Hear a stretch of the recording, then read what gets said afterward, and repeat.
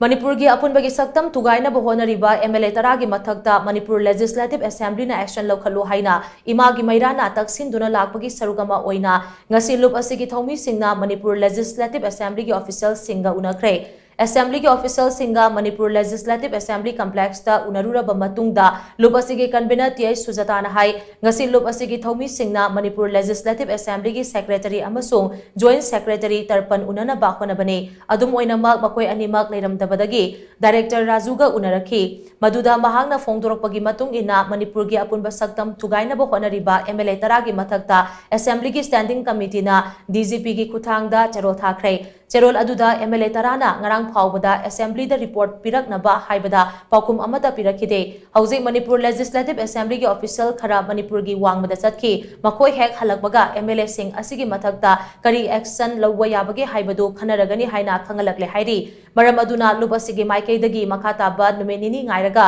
assembly की official Singh उनरगा MLA तरा असिगी मथक्ता चब चाबा action लौकत हनगनी हाइना सुतिए सुजताना मखा ताना फोंदोखी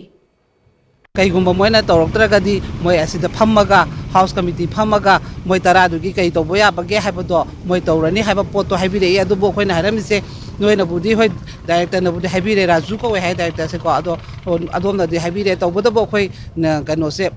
दीदी से उनबा पामे हाबदा मासे नुमिनी लेरा थोलकनी हाइ फोन नंबर लौबी हो आइना मागी सु लौरो ए डायरेक्टर जी अदुगा नुमिनी लेरागा मोंदा फोन तौरकांदा मखाता स्टेप तो कइनो हाबदा अदु मोय तौदी तौरे हाइरे मोय थोलगा अथुबा मतमदा मोय फम्मनी हाइबदी हाइरी अदु फम्मनी हाइरगासु डायरेक्टली मोयगी हाउस की मेंबर तो उनबा नतबनिना अदु मकी ट्रस्ट तो लेते अदुना मरम ओइरगा अखोय मा सुटी ला आकांदा अखोय लाक्चगे हाइबा पोतो डायरेक्टर की फोन नंबर लौनरगा नुमिनी लेराकांदा चंगजनगनी